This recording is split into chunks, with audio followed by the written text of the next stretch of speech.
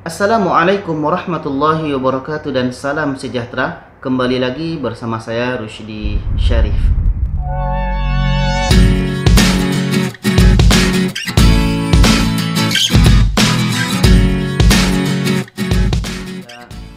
Baiklah penonton semua, saya doakan semua penonton, semua yang melihat video ini, mudah-mudahan kita semua selalu dalam keadaan sehat ya.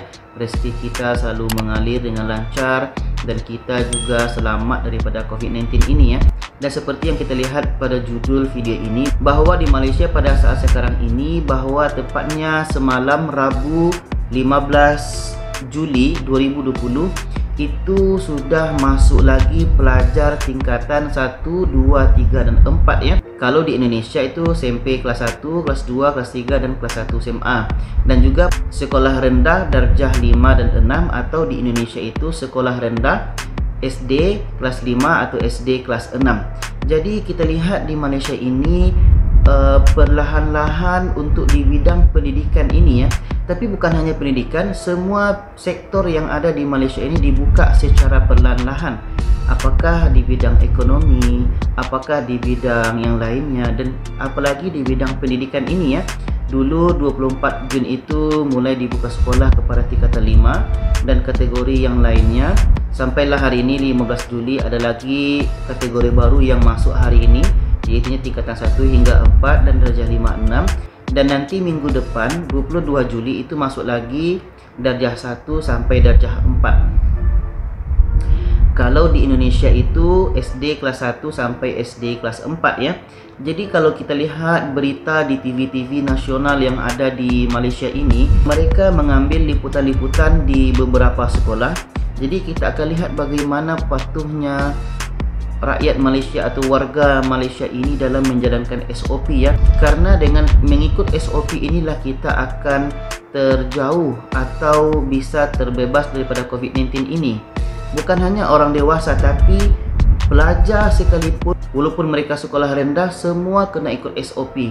Karena COVID-19 ini kan tidak memandang usia, tidak memandang kaya miskin, tidak memandang siapa dia. Selama dia manusia, maka semuanya rentan untuk mendapatkan COVID-19 ini. Apalagi nanti yang berumur, yang dikategorikan warga emas atau kalau di Indonesia lansia ya.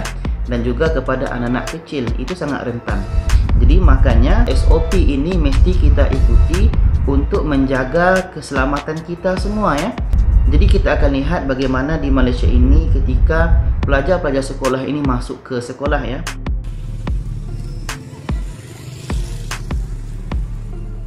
Hampir 4 bulan tidak menjejakkan kaki ke sekolah, kini giliran pelajar tingkatan 1 hingga 4, murid tahun 5 dan 6 serta pelajar kelas peralihan pula kembali memulakan sesi persekolahan pada 15 Julai. Susulan Perintah Kawalan Pergerakan PKP akibat pandemik COVID-19 pada Mac lalu, semua pelajar di peringkat sekolah rendah dan menengah hanya menggunakan pendekatan home-based learning bagi meneruskan pembelajaran. Mengambil maklum kekangan dihadapi oleh pelajar, ibu bapa dan guru semasa pelaksanaan pembelajaran dalam talian itu, keputusan pembukaan sekolah diumumkan oleh Menteri Kanan Pendidikan Dr. Muhammad Razif Mat Jidin dilihat tepat pada masanya bagi memastikan motivasi pelajar mengikuti pengajaran dan pembelajaran di sekolah dapat ditingkatkan.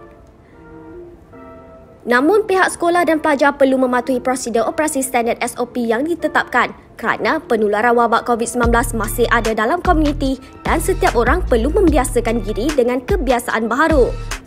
Pembukaan semula sekolah bagi murid tahun 1 hingga 4 bagaimanapun akan bermula minggu berikutnya, iaitu 22 Julai. Kita lihat tadi bahawa semua pelajar-pelajar yang datang ni ikut SOP. Bahkan tadi kita lihat ada pelajar yang tidak pakai mask atau masker, tapi pihak sekolah menyediakan masker. Jadi beginilah kepatuhan warga Malaysia dalam menjaga SOP ini ya. Bahkan tadi kita lihat ada guru ke atau siapa tadi itu, mereka memakai topeng itu semacam frontliner. Kita lihat tadi semua guru dan pelajar sangat berhati-hati dalam menjalankan SOP ini ya. Apakah dari penggunaan mask atau masker, juga guna hand sanitizer, dan juga tadi jaga penjarakan sosial atau jarak 1 meter ya. Semua kita lihat sangat rapi. Bahkan tadi pun ada juga petugas ya, apakah tadi rela atau siapa tadi ya. Jadi beginilah kepatuhan rakyat atau warga yang ada di Malaysia ini ya. Kita akan lihat video seterusnya.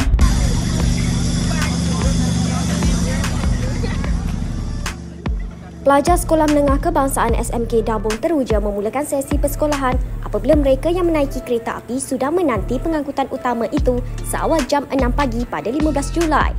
Mereka yang tinggal di beberapa kampung termasuk Kampung Bukit Pacak, Kampung Bukit Abu dan Kuala Geris menggunakan perkhidmatan kereta api Tanah Melayu KTM antara bandar sebagai pengangkutan utama disebabkan lokasi sekolah yang terletak antara 14 sehingga 25 km dari kediaman mereka. Setiap hari kira-kira 200 pelajar dari SK Dabung dan SMK Dabung akan menggunakan perkhidmatan itu dengan pas bulanan yang dikenakan hanya RM8 sebulan. Ya, kita lihat di sini pelajar sangat teruja kembali ke sekolah. Ya, maklumlah ya. Sejak bulan 3 lagi, pertengahan bulan 3 mereka cuti UP1 waktu itu, atau kalau di Indonesia itu disebut dengan cuti mid semester. Jadi pada pertengahan bulan 3 itu pelajar-pelajar di Malaysia itu tengah cuti, dan pada waktu tengah-tengah cuti itulah diadakan lockdown atau PKP, Perintah Kawalan Pergerakan di Malaysia ya. Jadi dari pertengahan bulan 3, 4, 5, 6, sekarang dah pertengahan bulan 7. 4 bulan mereka bercuti di rumah, belajar online di rumah atau buat aktivitas di rumah. Jadi ketika mereka naik sekolah ini tentunya mereka sangat seronok ya. Ingin berjumpa dengan kawan, ingin kembali ke sekolah, ingin belajar bertatap muka. Jadi pelajar-pelajar ini ketika mereka kembali ke sekolah mereka sangat teruja, sangat senang ya. Mungkin sama dengan kita. Kalau kita juga lama cuti dan tiba-tiba kita kembali ke sekolah, atau kita sudah lama cuti tiba-tiba kita kembali berjumpa dengan orang-orang yang kita sangat kenal, pasti kita akan senang.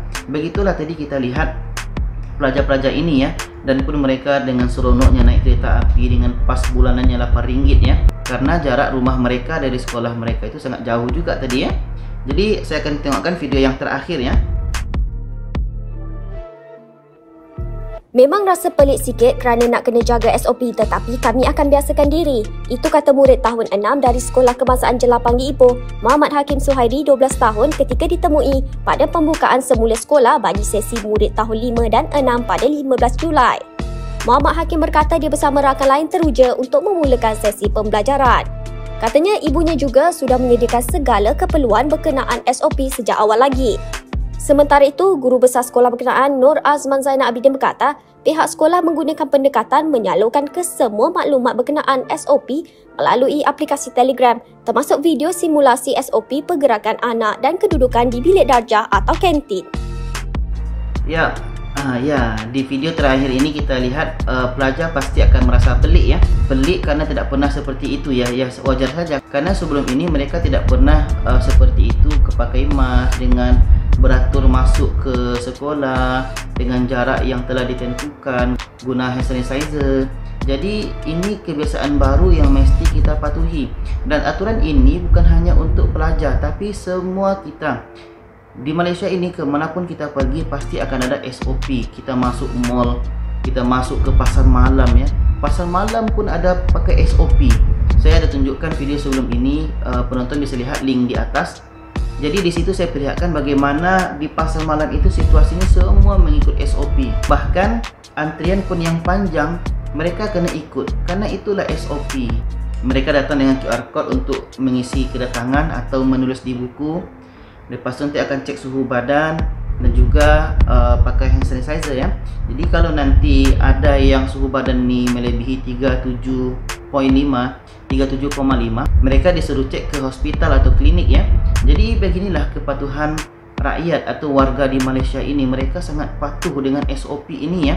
Kita lihat di Malaysia ini, di mana-mana kita sangat kagum. Kemanapun kita pergi pasti ada SOP. Kita masuk ke kedai makan pasti ada SOP. Nanti disediakan di situ meja, kita disuruh mengisi kedatangan kita, ada cek suhu badan, ada guna hand sanitizer. Pergi mall, pergi pawagam atau bioskop, kemana-mana pun kita pergi pasti akan ikut SOP, karena inilah norma baru, inilah sesuatu yang baru yang mesti kita amalkan untuk saat ini. Kita berharap mudah-mudahan SOP ini juga berlaku di negara kita Indonesia ya. Mudah-mudahan kita semua bisa membiasakan dengan SOP ini.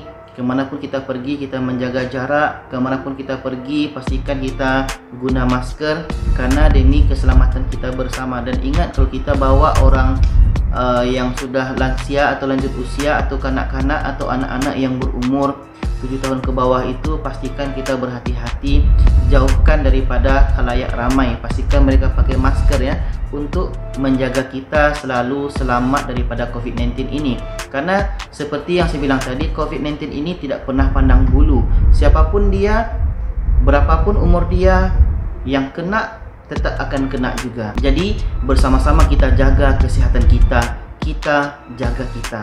Terima kasih dan jangan lupa share video ini kepada yang lainnya supaya lebih ramai yang tahu. Wassalamualaikum warahmatullahi wabarakatuh.